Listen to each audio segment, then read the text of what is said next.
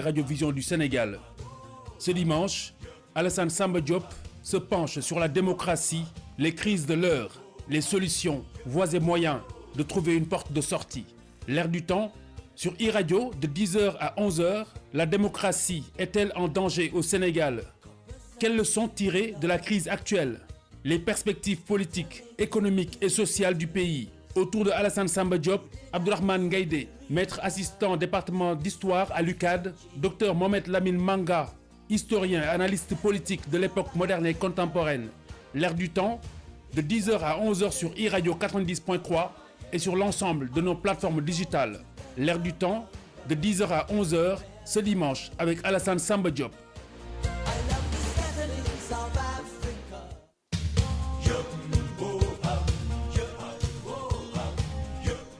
Dimanche 14 mars 2021, merci d'être à l'écoute de votre émission L'air du temps. Un peu perturbé aujourd'hui par cette information qui vient de tomber, qui a atterré tous les Sénégalais, c'est le retour à Dieu de Thione Seck, le musicien. Sa famille a confirmé que Thione Seck était malade et qu'il est retourné auprès de son Seigneur. Nous venons d'avoir cette information. e-radio va poursuivre cette édition et va aussi vous faire vivre tout ce qui se passera là-bas. Nous présentons nos condoléances à toute sa famille. C'est une perte immense pour le Sénégal et pour la musique sénégalaise, pour ce qui représentait Thione Seck en tant que grand artiste dans ce pays. Donc nous sommes dans ce studio avec Abdourahmane Gaïdé. Abdourahmane Gaïdé qui est historien, qui a travaillé sur beaucoup de sujets concernant la société sénégalaise. Vous vous rappelez de son fameux livre Mbourou Mbarara, qui parlait des rues sénégalaises, de comment les gens vivent, de comment les jeunes sénégalais justement, ceux-là qui sont sortis dans la rue pour manifester depuis quelques jours et pour demander aujourd'hui qu'on pense beaucoup plus à eux. On a vu les réactions aussi qui ont été données un peu partout. Par rapport à cette situation bien précise à travers tout le pays et toute l'Afrique et à travers le monde, comment la situation sénégalaise est analysée. Et c'est pour ça que nous sommes là aujourd'hui pour réagir, pour parler de cela. Nous sommes avec aussi Mamadou Lamine Manga, qui est historien, qui a aussi travaillé beaucoup sur le sujet concernant le Sénégal, qui a écrit beaucoup aussi de choses concernant aussi ce qu'on appelle aussi la politique sénégalaise. Mamadou Lamine Manga a écrit sur le pays, suit le pays. Il est aujourd'hui chef du département histoire de l'université Assane Seck de Ziguinchor. C'est de Ziguinchor que nous allons parler de lui. Mamadou Lamine Manga, bonjour. Bonjour, M. Diop. Merci d'être avec nous à ce studio pour faire cette émission avec Abdourahmane Gaïdé ici. Donc, comme on l'avait dit, quelle analyse faites-vous de la situation que nous sommes en train de vivre au Sénégal? Vous vous dites dans un papier récent que vous avez écrit, cette affaire va au-delà de l'affaire Adji Sarr, Ousmane Sonko, que c'est une crise d'État. Oui, en effet, M. Diop. Vous me permettrez d'abord de saluer la mémoire de ces victimes de ces derniers événements et également de saluer la posture de nos chefs religieux qui montrent aujourd'hui que les régulateurs sociaux du langue de nos politiques sénégalais sont encore, utiles, mais de saluer aussi la posture de l'armée qui a été une posture républicaine. Effectivement, au-delà de l'affaire Adji Sarr Ousmane Sonko, je considère qu'il s'agit plutôt d'une crise profonde de l'État. Parce que notre pays fonctionne encore avec un modèle creux de l'État-providence, tel que hérité de la colonisation, mais un modèle, en fait, qui a du mal à se procurer les ressources nécessaires à la mise en œuvre d'une telle politique. Et si notre démocratie semblait être en danger du fait de nombreuses politiques qui ont marqué la décennie en cours, à mon avis, ces événements montrent plus, du moins pour le moment encore, parce que le peuple a redisposé effectivement de sa souveraineté. Et c'est ça qui défait la chronique depuis quelques semaines. Donc, au-delà d'être un complot reconnu par de nombreux observateurs et acteurs politiques, dont ceux du pouvoir, cache mal en réalité la profonde crise de gouvernance qui se pose dans notre pays depuis les politiques d'ajustement structurel. Vous me permettrez de faire un petit rappel historique pour partir de l'affaire des indépendances. Parce que de 1960 à 1970, ce qu'on a constaté ici au Sénégal, et je dirais même un peu partout en Afrique, c'était des politiques volontaristes de construction et de consolidation de l'État. Et ce volontarisme-là s'est fondé sur le soutien des masses populaires, notamment des femmes et des jeunes.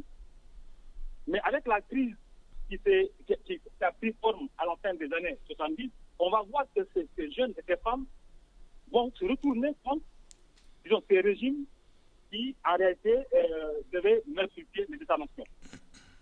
Et à partir des années 80, la crise de l'État va se renforcer avec les politiques d'ajustement structurel qui ont fini par éroder la marge de manœuvre de nos États. Mais jusque-là, on a voulu fonctionner avec le modèle de l'État-providence, un État pourvoyeur de ressources, un État qui devait l'emploi, alors que dans le pays, nous ne disposions pas de ces ressources. Et jusqu'au moment où cette situation qui continue à prévaloir, parce que notre régime, le régime actuel, continue à faire croire aux populations, aux jeunes, qu'ils peuvent pourvoir des emplois. L'État ne peut pas donner de l'emploi à tout le monde. L'État crée les conditions de l'employabilité des populations. Mais malheureusement, cet aspect n'est pas compris par nos gouvernants. Oui, Mamadou Lamine Manga, oui, Abdrahmane Gaïdé, vous avez entendu l'analyse Mamadou Lamine Manga qui dit que la crise va au-delà de ce qu'on est en train de voir. On voit que l'écume, mais la profondeur de la crise, c'est qu'il y a une crise d'État au Sénégal. Vous partagez cette analyse? Merci. Avant de répondre, je vais d'abord dire bonjour à mon chef. Il doit être mon chef puisqu'il est chef du département d'histoire de l'université de Ziguinchor et il est spécialiste des questions de crise politique. Et je dois aussi peut-être vous rejoindre en rendant hommage à ce musicien émérite qui vient de disparaître, dont les thèmes justement de chansons sont caractéristiques de quelque chose qui va seulement, non pas seulement en attendrissant le cœur, mais c'était aussi pour éveiller les consciences.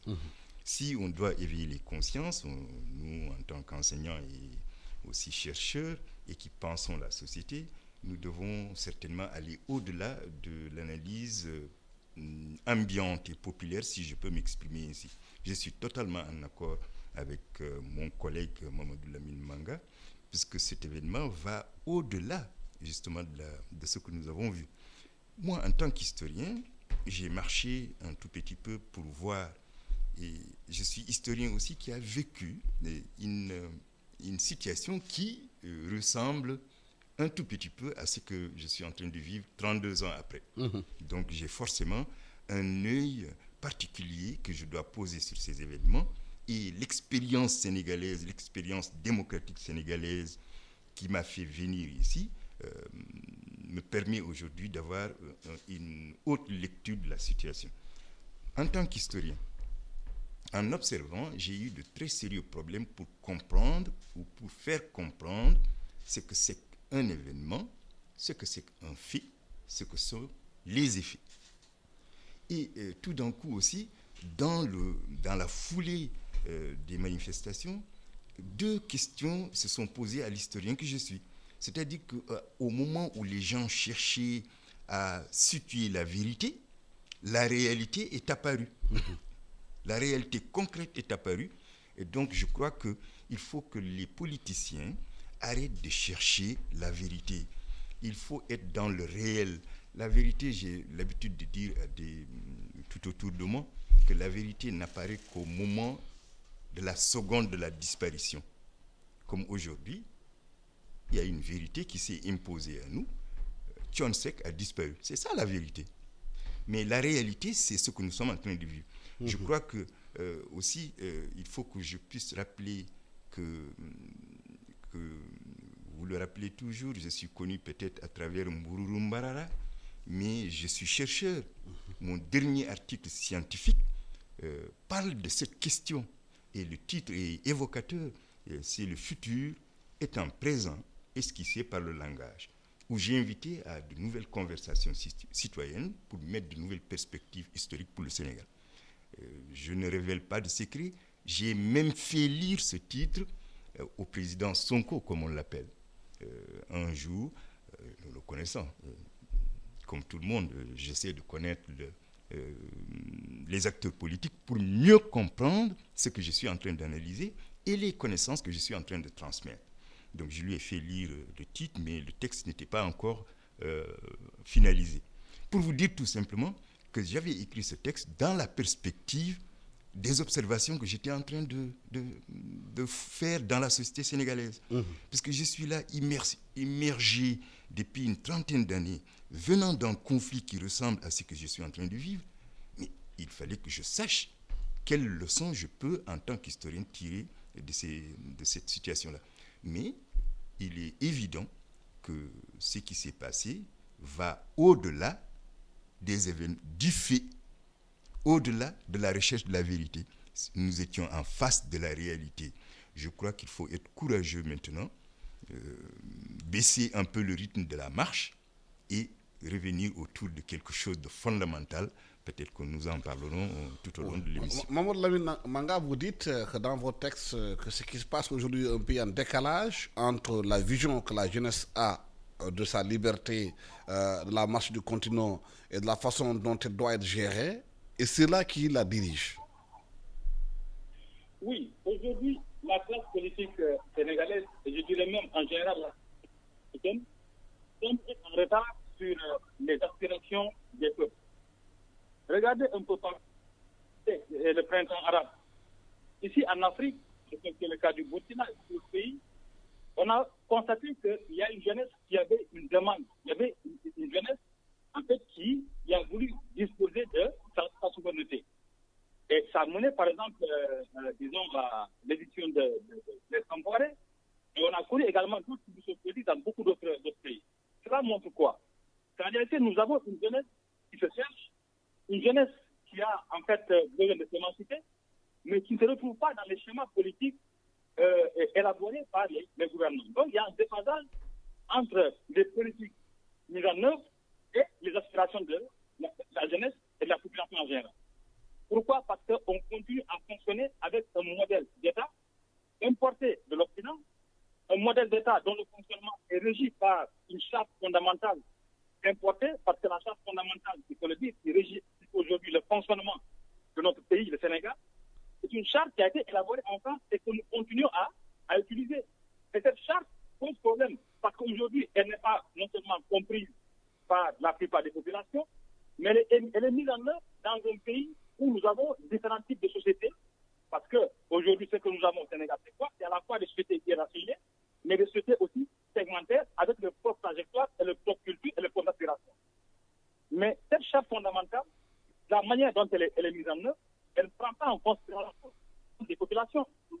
Mais les politiques de développement, au-delà de cette charte fondamentale, le problème qui est posé, les politiques de développement sont en inadéquation avec les attentes des populations. Parce qu'on est en train de brûler les étapes. On pense pouvoir asseoir une politique industrielle comme le pouvoir sur la technologie. On pense pouvoir asseoir une politique industrielle sans passer par les bénéfices de développement que sont en fait d'abord la financière du secteur primaire. Aujourd'hui, les ressources dont nous disposons dans le domaine du secteur primaire devraient pouvoir sous-tendre une véritable politique industrielle. Mais on veut brûler les États pour, disons, asseoir quelque chose qui n'est pas encore à notre portée. Et je pense qu'il faut agir vite. Il faut agir vite et bien, parce que la jeunesse qui était encore oisive, la jeunesse qui était encore a compris qu'elle avait une force. Et nous, le l'inquiétude, c'est quoi? C'est que si on ne prend en garde, l'après-matinale risque d'être difficile, parce que la jeunesse, elle est impatiente. Elle risque de s'exprimer davantage dans la lutte.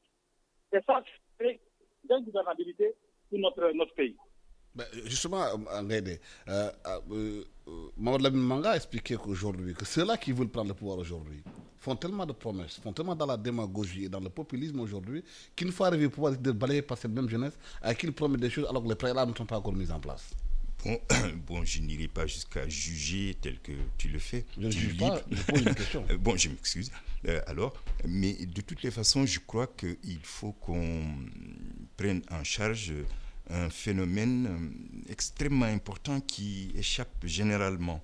Parce qu'il faut savoir qu'avec la baisse de l'âge du vote qu'on a ramené à 18 ans, on a mis des aspirants, plein d'aspirants à l'intérieur du corps électoral.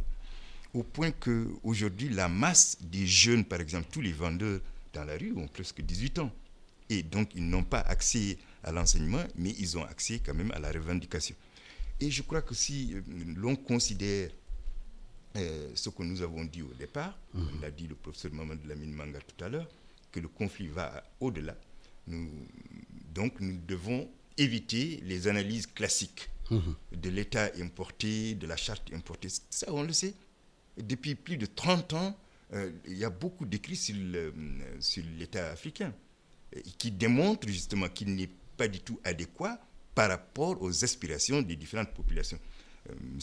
Mamadou Lamine Manga a parlé de la fragmentation de la société, qui fait partie des éléments justement qui actionnent les revendications et qui est un abîme à l'intérieur de l'événement. Je crois que c'est ça qu'il faut aller attaquer. Ce qui a été attaqué pour moi et qui est important, c'est l'estime de soi du Sénégalais même qui a été attaqué, je crois. Puisque c'est l'imaginaire sénégalais autour duquel tout le monde était consensuel, que le Sénégalais ne peut pas faire ça.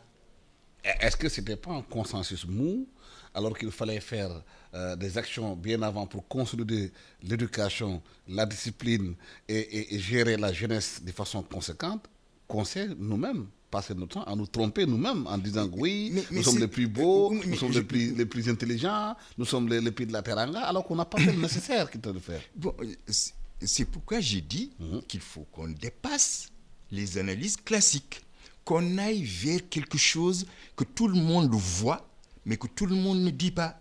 Donc, je crois Qu'est-ce qu'on voit et qu'on ne dit pas? C'est-à-dire qu'on a attaqué un certain imaginaire sénégalais extrêmement important qui a fait converger d'autres individualités à l'intérieur de cette société qu'il faut préserver. Parce que les gens ne font pas attention à une chose, je crois. Si on s'attaque à Total ou à Auchan, moi j'ai discuté avec des étudiants, je leur ai dit, je crois qu'il y a un autre phénomène qu'on ne prend pas en charge. La massivité des couleurs de ces enseignes nous perturbe. Moi personnellement, ça m'a toujours perturbé, puisque j'avais toujours mon châle rouge. Mais depuis que Auchan est là, j'ai du mal à porter du rouge. C'est des imaginaires, c'est dans les images, je crois, qu'il faut aller. Et rompre définitivement avec l'idée de dire que que les Sénégalais sont vierges de toute possibilité de violence.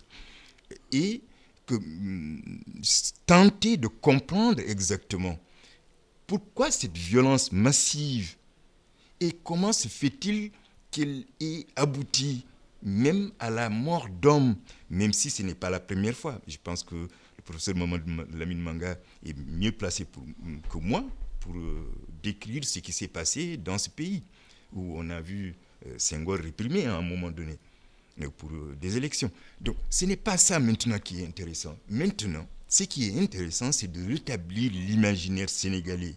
Même si par ailleurs, ce que tu viens de dire tout à l'heure, que les gens rêvent sur la terre, mais il faut rêver. C'est des mythes qui étaient là et qui sont en train d'être détruits. Donc, quand on touche un mythe profond qui faisait converger une population vers quelque chose, même si ça n'existe pas, parce que toutes nos sociétés sont imaginées. Donc, ce qui fait qu'il faut rétablir cet imaginaire, le retravailler davantage pour que les Sénégalais croient en eux-mêmes. Parce que Mamadou Lamine Manga a dit tout à l'heure quelque chose d'important. L'après-Macky peut être encore plus dangereux. D'ailleurs, 2024 peut être plus dangereux que ce que nous sommes en train de vivre. Justement, Mamadou Lamine Manga, pourquoi dites-vous que celui peut-être qui va venir remplacer Macky Sall risque d'avoir beaucoup plus de problèmes que ceux qui sont là? Oui, en fait, moi, je pense que la classe politique sénégalaise et beaucoup d'observateurs ne mesurent pas la profondeur des problèmes auxquels, disons, nous faisons face aujourd'hui. D'abord, c'est que quand on voit les constructions narratives, le discours qui nous est servi aussi bien par l'opposition que par le pouvoir, la question est ramenée à un problème de personnes. Alors que, comme le professeur Gaïdé semble dire ici, nous posons face à une crise de valeurs. Cette jeunesse aujourd'hui manque de repères. L'éducation des masses populaires, telle que, disons, entamée par Senghor, ces efforts aujourd'hui, en fait, ne sont pas, disons, perpétués. Je vous donne un exemple. Quand vous voyez aujourd'hui les mouvements de contestation des jeunes, ça veut dire que ça se fait avec une audace qu'on voyait pas auparavant. C'est-à-dire que les jeunes aujourd'hui n'hésitent pas à aller en confrontation avec les forces. Il y a une sorte de démystification de certains symboles ou de certaines entités, entités qui représentent l'État. Pourquoi on en est arrivé à cette situation aujourd'hui? C'est parce que c'est toujours le modèle creux de l'État-providence qu'on essaie de mettre en place. Et aujourd'hui, nos gouvernants en réalité manquent d'audace. L'audace dont les questions ici, Mamadou Lamine Manga, c'est l'audace de l'anticonformisme. oui, Mamadou Lamine Manga, Mamadou Lamine, vous m'entendez? Est-ce qu'aujourd'hui les solutions qui sont proposées de créer un fonds à la présidence de la République, géré directement par le président pour la jeunesse, et de convoquer une rencontre pour s'occuper de la jeunesse, parler, rationaliser peut-être les dépenses qui sont faites, ou bien 350 milliards qu'on met dans l'escarcelle pour s'occuper des jeunes, est-ce que c'est une réponse? En fait, c'est une réponse circonstancielle et c'est une réponse réactionnelle. C'est une réaction à une situation. Nos gouvernants manquent d'anticipation. La gouvernance, c'est de l'anticipation. Mais on ne réagit pas parce qu'il y a un problème qui vient on n'est plus anticipé. Moi, je pense qu'on a raté le tournant à partir du moment où les contrats de concession gaziers et pétroliers ont été, disons, cédés à des multinationales sans pour autant que le peuple ne soit associé à cela. C'est là où nous avons raté le tournant. Parce que ces contrats de concession auraient pu procurer à notre État une manne financière énorme pour encadrer cette jeunesse qui est aujourd'hui en réalité une bombe sociale entre les mains de nos gouvernants. Ouais, donc parler de la crise des emplois, pourquoi on le fait maintenant? Le président Macky Sall en est à politiser de son deuxième mandat. Pourquoi on attend jusqu'à présent le faire? Les gouvernements ne sont pas dans des logiques d'anticipation. Et tant que nous ne procédera pas à un changement de paradigme pour anticiper sur les problèmes de nos populations, on va continuer à tourner en rond. Et cette jeunesse-là, aujourd'hui, elle est impatiente. Absolument. Elle est impatiente, il faut agir vite et bien. Parfois, l'ingouvernabilité va se poser à notre État. Abdrahmane Gueye, il pose la question de la prospective, de l'anticipation sur ce qui va arriver. Et ce qui manque souvent, peut-être, il y a un manque de jonction entre le pouvoir politique et la recherche, pour s'appuyer sur comment voir les choses à l'avenir, comment anticiper sur les choses. Bon, je crois que le plus grand débat qu'il faut dépasser maintenant, c'est les chiffres et les infrastructures. Je pense d'ailleurs que j'avais, dans une émission ici, j'ai dit qu'il faut changer la perspective des infrastructures. On a mis des routes partout, mais ce n'est pas ça. Les gens ne circulent pas très bien. Bref, il a parlé d'anticipation qui me semble être extrêmement importante. Et au moment où il le disait, j'étais en train d'écrire que l'anticipation est consubstantielle à la lecture des travaux scientifiques. Je n'attire pas l'attention sur le souci d'Abderrahmane Gaïdé, mais le souci d'Abderrahmane Gaïdé, il a été toujours à l'intérieur de la société sénégalaise de voir poindre les choses qui peuvent perturber, qui peuvent rappeler à l'historien que je suis que les événements peuvent se répéter. Moi, c'est ça qui me fait peur. Si je vois les événements, j'ai l'impression que ce sont des événements qui se répètent sur mon dos. Et ça, je ne l'accepte pas. Parce que les choses n'ont pas été prises en charge, c'est ça? Les choses, je crois que pour dire tout, il y a énormément de projets. C'est ça le problème. Le problème, c'est que le président actuel a hérité d'énormes projets qui n'ont pas été finis. Au lieu de les poursuivre, on a ouvert de nouveaux chantiers qui demandent énormément d'argent. Et j'ai l'impression qu'à un moment donné aussi, que tout le monde était d'accord qu'il faut qu'il y ait ces infrastructures. Et d'ailleurs, sur toute l'Afrique, vous voyagez dans l'Afrique, dans le monde de manière générale, il y a des infrastructures partout. Tous les discours sont truffés de milliards. Mais parce que la plupart du temps, on a construit du béton, on a oublié l'humain. Mais justement, et puis on est en train de découvrir que le béton influe sur l'écologie.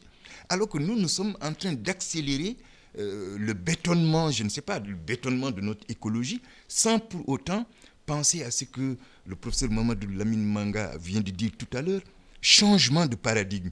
Et justement, il y a 3 jours, j'ai discuté avec des jeunes étudiants, j'ai dit, ce que nous devons faire, ce que vous devez faire, parce que moi j'ai vécu, ce que vous devez faire maintenant, c'est de prendre tous les discours qui sont apparus au moment du fait, jusqu'à la casse et jusqu'à la libération de Sonko et jusqu'à « j'ai compris » du président de la République. Il a dit qu'il a compris. Quelqu'un qui comprend une leçon s'applique à changer de méthode si vraiment il constate que réellement que ce qui est en train de se faire ne cadre pas avec les soucis de ceux qui doivent bâtir l'avenir de ce pays. Donc, ce qui fait que moi, il faut qu'on change de paradigme et voir tous ces discours qui sont sortis. Par exemple, à un moment donné, dans les radios, on entend le peuple, la population, les bandits, les terroristes. Donc, il y a énormément de mots qui ont été jetés dans l'espace public et qui doivent nous parler, nous. Dans ces mots-là, quels sont les éléments qu'on doit prendre pour mieux comprendre la situation? La situation, d'abord, le pourrissement de la situation et les revendications des jeunes et les revendications des vieux comme nous, qui sommes là à l'intérieur de la société et qui participent de la société. Parce que nous sommes à l'université. Imaginez-vous que moi, depuis 16 ans, chaque année, j'ai 2000 étudiants qui me viennent de l'intérieur du pays et qui sont soucieux, pas seulement d'avoir le crédit pour avancer, mais aussi demain, puisque c'est pour eux que nous travaillons. Moi, je ne travaille plus pour moi. Je suis satisfait de ce que je suis, mais maintenant, c'est de réfléchir davantage sur la tranquillité, puisque un pays sans paix, mais ses populations s'en aillent. Je suis un résultat de cela. Donc, l'État tel qu'on l'analyse, je suis sa conséquence. La conséquence de l'État creux dont parle Mamadou Lamine Manga, je suis sa conséquence. Et nous devons apprendre sur des exemples comme nous. Je n'attire pas l'attention sur ma personne, mais je pense que, devenu historien, ayant vécu des événements qui ressemblent à cela, mais je suis obligé de rendre compte d'une certaine expérience en fonction justement de ce que j'ai appris ici depuis 32 ans, être tranquille et être serein à l'intérieur de moi. Si je n'étais pas serein, je n'allais jamais réfléchir sur la société sénégalaise, jusqu'à faire des projections qui peuvent être fausses, mais qui peuvent aussi permettre aux gens de réfléchir davantage. Puisque le changement de paradigme, justement, d'ailleurs, je parle là à mon collègue et chef de département d'histoire, docteur et professeur Mamadou Lamine Manga, le changement de paradigme dans ce pays, si nous voulons changer et avancer, c'est de revoir l'épistémologie de l'histoire. Puisque vous avez parlé tout à l'heure de la fragmentation de la société, est-ce que nous avons peur justement d'attaquer ce qui est au fond justement de cette contestation? Il y a des discours parallèles qui sont à l'intérieur des revendications et qui sont des discours extrêmement dangereux puisqu'ils installent la suspicion à l'intérieur de la population. Et dès que dans un pays, la suspicion s'étale, mais c'est la catastrophe. Je suis d'origine mauritanienne, je sais que la suspicion est à la base de la destruction des fondements de l'État importé mauritanien. Donc, il faut que les gens reviennent à eux-mêmes, je crois. C'est un retour individuel et collectif. Le retour individuel, d'ailleurs, est plus important. Puisque moi, si j'étais casseur, j'allais me poser des questions. Comment se fait-il que je suis en train de détruire quelque chose qui est fréquenté par Abdraman Gaïdé de la classe moyenne, Alassane Samba Diop de la classe moyenne, Dr Mamadou Lamine Manga de la classe moyenne. C'est nous qui fréquentons Auchan. Personne d'autre ne fréquente Auchan. Donc, c'est des choses aussi qui sont intégrées en nous.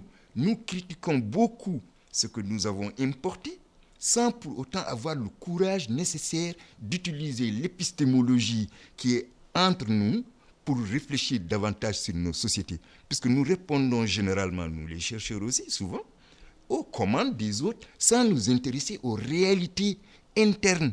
Aujourd'hui, j'envie Mamadou Lamine Manga, qui est à la périphérie de l'État et qui observe, et qui a, aujourd'hui, nous avons vu aussi que les régions peuvent bouger.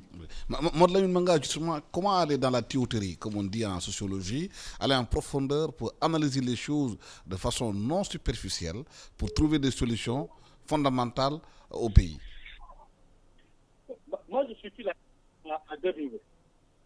Je pense que d'abord, les ministères actuels, de façon générale, doivent accepter vraiment d'accompagner la marche de l'État. l'Europe a connu des crises profondes jusqu'au XVIIIe siècle. La Révolution française, le peuple français, système de droit. Ouais. Mais ce mouvement-là qu'on a appelé les Lumières, c'est des qui ont réfléchi par rapport aux problèmes que le peuple vivait et qui ont proposé des solutions, qui ont produit un savoir. Et ce savoir-là a été utilisé. Aujourd'hui, quand on parle social, voilà un ouvrage qui est enseigné dans nos universités, c'est un auteur aujourd'hui donné un ouvrage de référence pour beaucoup de philosophes de l'État. Pourquoi nous, les Africains, on ne penserait pas nos États, le fonctionnement de nos États? Pourquoi on n'élaborerait pas des politiques en fait, qui sont contre aux aspirations de C'est parce que quelque part, nous avons abdiqué l'intelligentsia sénégalaise et africaine en général, à quelques décisions près, a abdiqué. Les gens préfèrent, beaucoup de nos collègues préfèrent se complaire, se confiner, se pointer dans le salon et verser dans la critique. Intellectuels doivent s'engager et quelquefois, il y a même un devoir du respect auquel on est tenu. Parce que nous devons, disons, éclairer la marche vraiment de nos États. Donc, il va falloir que les intellectuels s'impliquent davantage. Le deuxième niveau, le problème social à notre niveau, c'est quoi? C'est par rapport aux politiques de développement. Je l'ai dit, il faut occuper cette jeunesse parce que c'est une bombe sociale qui est entre les mains de l'État. Si on n'agit pas vite et bien en mettant l'accent sur surtout le secteur primaire, qui est fondamental, je veux dire l'agriculture, qui est une nouvelle industrie, je pense qu'on va rater le tournant. Et après, on va faire face à un cycle de soulèvement, on n'a plus fini. On ne peut pas, continuer la dans quelques villes de la côte, depuis Dakar jusqu'à Saint-Louis, et oublier le reste du pays. Et des équilibres, en réalité, porter atteinte à la stabilité de ce pays-là. Et moi, c'est mon travail. Bon, il y a quelques suggestions que je pouvais faire. D'abord, dans le domaine de l'agriculture, il faut accepter le paysanat. Pour réorienter cette urbaine qui construit aujourd'hui cette banque, tout ça, dans pas. Il faut développer d'autres industries, telles que l'industrie forestière et celle de transformation de nos produits locaux. Il faut aussi réformer ce système éducatif qui est devenu presque inefficient. Pourquoi? Moi, je prends un département d'histoire que j'ai l'honneur de diriger ici à Santec. Mais M. Diop, je suis inquiet depuis quelques semaines. Pourquoi? Parce qu'on a évalué, en première année, il n'y a que 11% des étudiants qui ont le niveau et qui ont validé le semestre. Plus de 88% des étudiants n'ont pas le niveau. Ça se voit à l'expression, ça se voit à travers le culture historique, ça se voit à travers l'agriculture. Aujourd'hui, elle est dévoyée. Et dans ce pays, je suis au règle de l'église, on ne travaille pas assez. Au Sénégal, les gens ne travaillent pas assez. Les hommes politiques aujourd'hui, quand vous les voyez, ils sont tous aujourd'hui à Dakar, opposition contre pouvoir. Mais que faisons-nous de ce peuple-là qui est à l'intérieur? On ne peut pas occuper chaque jour. Ouais. Ça, c'est un problème auquel il faut trouver des solutions. Sans quoi, on va tourner à rond. Absolument. C'est inquiétant, c'est ahurissant de constater tout ce potentiel dont dispose notre pays en ressources naturelles, en ressources humaines, et que nos élites ne parviennent pas à en tirer profit pour un développement harmonieux du pays. Ouais. Et il a posé une question de fond concernant aujourd'hui la plupart des personnes aussi opposition au pouvoir qui s'agglutinent à Dakar, qui ne s'occupent pas des régions. Et ce qu'ils reçoivent comme subside, c'est les impôts des Sénégalais qui leur payent. Ils ne s'occupent pas des Sénégalais. Ils ont peur aujourd'hui que cette jeunesse-là, demain, s'occupe d'eux. Oui, mais ça, c'est lié certainement à ce problème de régionalisation où les régions n'ont pas une économie forte. Qui aurait pu, ces personnalités auraient pu justement rester à l'intérieur du pays, attirées par la coopération décentralisée, une économie locale. Je crois que ça, c'est très difficile et que nous sommes malheureusement habitués à venir dans la capitale, mais c'est la capitale aussi qui produit tous les conflits qui sont décentralisés dans les régions. On ne décentralise pas le développement dans les régions, mais on décentralise quand même les conflits. Mais si Manga te dit aujourd'hui que 90% des étudiants n'ont pas le niveau, lui qui est le chef de département histoire de l'université Hassan Sek de Ziguinchor, que lui-même il a constaté qu'il y a 11% seulement qui ont le niveau. Mais c'est un problème. Comment les gens font pour passer le filtre? Bon, moi, je suis enseignant depuis 16 ans, non? Oui, mais dites-nous. Et j'en parle chaque jour, non? J'ai dit que ça ne va pas du tout. Et effectivement, je crois que le plus grand problème, sans exagération de ma part, c'est à l'université, c'est l'enseignement. Puisque moi, je suis un aval. Nous sommes un aval à l'université. L'amont, c'est le lycée. Absolument. Donc, il y a quelque chose qu'il faut revoir sur Pas toute seulement la lycée, chaîne. jusqu'au primaire. Non, je suis en Classe train de d'initiation. venir. Il y a tellement de lycées dans ce pays qu'on a l'impression que c'est le nombre qui compte et non pas la qualité. Moi, si je vous dis que dans mon département aussi, souvent des mémoires soutenues qui ne sont pas du tout soutenables, mais qui sont soutenues quand même, moi, on le voit chaque jour. Il y a une qualité de l'enseignement qui a baissé. Bon, laissons de ce côté, puisque c'est un autre problème. C'est important. Il faut écrire un livre. C'est pourquoi je parle d'épistémologie de l'histoire. Je suis au département d'histoire. Si les philosophes font l'épistémologie de la philosophie en fonction de nous, de nos soucis, pour rejeter l'état creux, les géographes réfléchissent dans leur épistémologie ici, c'est-à-dire qu'on revienne. Il faut revenir ici. On demande aux politiciens d'aller dans la localité, mais les intellectuels n'ont qu'à réfléchir ici, ici et maintenant. Et il a évoqué quelque chose qui me semble être aussi important à souligner, que l'intellectuel doit s'engager. Attention, moi j'ai toujours pensé qu'il faut faire la différence entre engagement et militantisme. C'est différent. C'est totalement différent. Absolument. Et chez nous, en Afrique, on ne s'engage pas, on milite. Parce que toute personne qui vous rencontre cherche d'abord à vous situer par rapport aux deux. Non, mais moi, je suis un chercheur, je ne peux pas, je suis entre deux. Je suis dans la population, hors de la population, avec les politiciens, contre les intellectuels. Il a dit devoir diversifier, je crois. Quelle solution aujourd'hui par rapport à la situation? Mais je vous ai dit, je crois que je suis persuadé d'une chose, il ne s'agit pas d'économie, il ne s'agit pas de ceci. Ça, c'est après. Maintenant, ce qu'il y a lieu de faire, c'est de rétablir la conscience historique sénégalaise. C'est de rétablir l'image idyllique qui fait venir tout le monde ici. C'est ça qu'il faut rétablir. Ce qu'il faut rétablir, c'est l'imaginaire sénégalais, le mythe. Il ne faut pas faire... Non. Tout mythe est nécessaire. Même si les gens peuvent critiquer la teranga existe dans la conscience. Oui, mais c'est bien de rétablir l'imaginaire. C'est important, c'est extrêmement important. Mais c'est bien aussi d'avoir quelque chose dans son ventre aussi. Oui, mais je suis d'accord. Mais si tu n'as pas d'imaginaire... Parce que le ventre affamé n'a point d'oreille. Hein? Oui, mais il a de l'imaginaire pour manger, justement. S'il n'a pas d'imaginaire, il ne va pas trouver une autre solution de rechange. Donc, cet imaginaire-là, ce n'est pas l'imaginaire immatériel et fade. C'est l'imaginaire qui redonne espoir, qui fait que notre résilience par rapport à nous-mêmes d'abord, en tant qu'individus, nous-mêmes en tant que société, nous-mêmes en tant que monde, c'est à travers un imaginaire. Qu'est-ce qu'on a voulu nous faire comprendre pour les vaccins? Il a fallu taper sur les imaginaires, non? N'eût été aussi, tout à l'heure, M. Manga l'a rappelé, les régulateurs sociaux, c'est de l'imaginaire. N'eût été cet imaginaire fort qui émane des régulateurs sociaux, mais on ne peut pas hier y aller avoir une manifestation, non? Moi, j'étais prêt pour partir, on m'a dit que non, ça n'existe plus. Donc, c'est lié à l'imaginaire que nous accordons à ces hommes de valeur, auxquels on a insufflé une valeur qui nous représente, qui fait que nous sommes debout. Donc, il faut rétablir l'imaginaire d'abord et penser l'économie, les chiffres, et les étages et les 4x4. Tout ça, il faut que ça change. La coquille, là, il faut la jeter et aller à l'intérieur de la chose. Manga, dans l'immédiat aujourd'hui, qu'est-ce qu'il faut faire pour que la jeunesse puisse se retrouver dans les politiques qu'ils ont mises en place? Oui, je vais appuyer en fait les propos du professeur Gaïdé. C'est-à-dire qu'il y a une crise de valeur aussi au Sénégal. Et cette crise de valeur, je peux dire aussi qu'en fait, nous sommes tous responsables de ce qui se passe actuellement.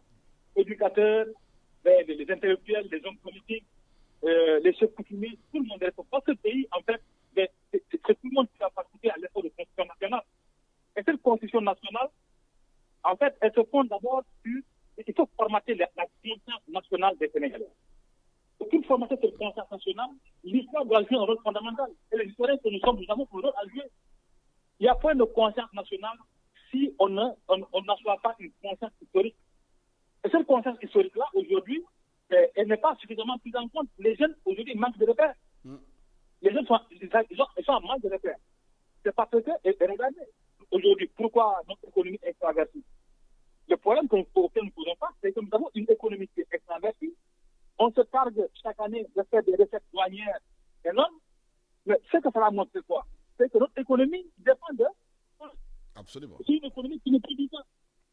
Ouais. Mais si justement, Mamadou Lamine Manga,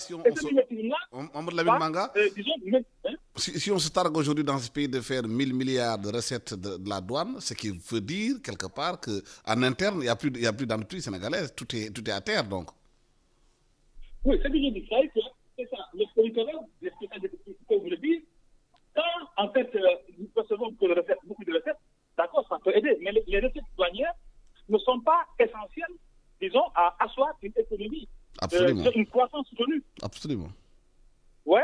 Chaque année, on se targue de faire des recettes, mais est-ce que notre économie produit? Ça montre en réalité que nous recevons des recettes, des recettes douanières, mais que notre économie n'est pas productive. Et pour qu'une économie soit productive, il faut occuper cette jeunesse. Plus de 70% de la population sénégalaise est juvénile. Mais cette jeunesse, si on ne l'encadre pas, elle va dire dans l'oisiveté.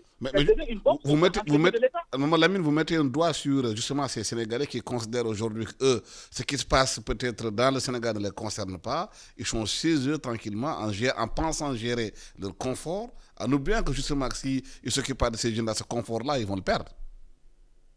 Oui, mais ils sont en train de se mettre. Et quand le rouleau compresseur du feu va se déchaîner sur les lits, personne ne sera épargné. Ouais, voilà pourquoi il conviendrait d'anticiper, d'agir dès à présent. Le mal, il est profond. Mais je suis de ceux-là qui ne restent pas dans le fatalisme. Je pense qu'il y a une solution à tous les problèmes. Nous avons une élite qui est dotée d'un esprit de conceptualisation. Nous avons un peuple qui est intelligent, nous avons des ressources humaines. Il faudrait qu'on accompagne seulement sur l'État. Que chacun en fasse son affaire. Les intellectuels, les universitaires, que tout le monde en fasse son affaire. Parce que sinon, si on est dans la constatation, finalement, on constatera les dégâts et ce sera trop tard. Et je le dis souvent à des collègues, que cette situation qui est en train on va vers une recomposition du landerneau politique sénégalais. Mais il faut faire très attention, parce que le magistère du président Macky Sall, dans quelques années, va finir. Et la question du troisième mandat, à mon avis, c'est déjà réglé par le peuple. Mais le souci, c'est quoi? C'est l'après Macky Sall. Parce que l'opposition aussi est en train de... Aujourd'hui, on peut espérer, on peut militer des Sénégalais beaucoup de choses. Mais la réalité du pouvoir va se poser à ces gens-là de position. C'est clair. Ils ont un potentiel faible. Mais il faut encadrer cette volonté, cette structure nationale qu'on est en train de constater par la mise en place d'un programme efficient. Parce que l'opposition telle qu'on constate aujourd'hui, ce n'est pas une opposition qui a véritablement un programme de société. Il y a des déclarations d'intention, mais pas encore de programme véritable qui est sous-tendu par une idéologie, par, un projet de société, par des actes de développement, par des objectifs de développement. On ne fait que des déclarations d'intention, sauf que l'on voit là, ce n'est pas un programme. Et c'est ça qui est. Parce qu'il ne faut pas prendre le pouvoir et se mettre à réfléchir par rapport à un programme à mettre en œuvre. Absolument. Oui, Manga a posé une question, Lamine Manga a posé une question de fond aujourd'hui. Ceux-là qui veulent prendre le pouvoir aujourd'hui, il y a beaucoup d'incantations, il n'y a pas de programme bien précis, c'est juste autant que je m'y mette. Et s'ils viennent aujourd'hui avec cette jeunesse qui est intrépide, qui a besoin aujourd'hui que les choses changent là et maintenant, et risque l'opposition d'avoir des problèmes avec cette jeunesse-là. Parce qu'on n'aurait pas conçu un programme assez intéressant, alternatif à ce qui était fait ici. C'est la continuité qu'on risque de l'avoir. De Senghor à Abdou Diouf, d'ailleurs, c'est ce qu'on vit dans ce pays-là. Oui, mais bon. Jusqu'à Macky Sall. Le constat général fait par tous les chercheurs en sciences sociales et sciences politiques disent qu'il y a une crise de leadership. Et c'est une réalité. Maintenant, Mamadou Lamine Manga dit plutôt recomposition de l'opposition. Moi, je ne suis pas très sûr que les partis politiques vont sortir gagnants de tout ça. Le danger qui guette justement, c'est que je crois, les frontières sont maintenant rompues entre la société civile et les partis politiques, les jeunes qui arrivent, qui aspirent au pouvoir. Il y a une société civile aussi qui est très politicienne aussi au Donc, Sénégal. On voit bien entre j'ai les dit lignes, qu'il y a un flou. des politiciens encagoulés. Non, je n'irai pas jusque-là. Moi, Abdoulaye Wade l'a dit ici, oui, clairement. ça c'est Abdoulaye Wade qui le dit. Il est politicien. Moi, je ne suis pas politicien. J'enseigne nos enfants. Il faut que je leur mette dans la tête autre chose, qu'ils ne soient pas toujours tapés sur les autres. Non. Donc, moi, je sais qu'il y a une frontière floue entre la société civile, puisque c'est né en Afrique encore quand c'est arrivé. Tout le monde est devenu société civile. En Afrique, tout le monde devient tout. Ouais, Il y a 300 et quelques partis aussi politiques là-dedans, au Sénégal, ce qui est vraiment dommage pour la démocratie sénégalaise. Et beaucoup de gens aspirent à devenir quelque chose, c'est-à-dire l'apparaître et la visibilité est devenu quelque chose d'extrêmement important. Et l'appât du gain. Et bon, c'est lié à beaucoup de phénomènes qu'on ne maîtrise pas, qu'on doit étudier. Et justement, c'est pourquoi j'ai dit il faut arrêter de faire les études classiques là. Il faut qu'on aille vers d'autres choses qui sont étranges. Il faut qu'on se pose la question de notre étrangeté. Nous sommes étranges par rapport à nous-mêmes, parce que les gens ont honte de ce qui s'est passé. C'est ça qui est intéressant aussi à voir. Parce que les Sénégalais ont honte, parce qu'on a touché à quelque chose qui est sacré. Et ça relève de l'imaginaire. Parce que c'est ça aussi qui participe de quelque chose. Et il a dit une autre chose. Il a parlé du 3e mandat. Je crois que le 3e mandat, moi je l'ai même dit dans cette radio, quand j'entends parler de ça, je bouche mes oreilles et j'avance. Parce que ça n'a pas de sens. Ça n'a aucun sens. Et ça, c'est quoi? Mais on a vu ceux qui veulent se perpétuer au pouvoir, mais Hissène Habré est là. C'est un exemple. Aïdjo était venu ici. Et donc, il faut réfléchir. L'histoire doit donner des leçons. Aïdjo est couché ici.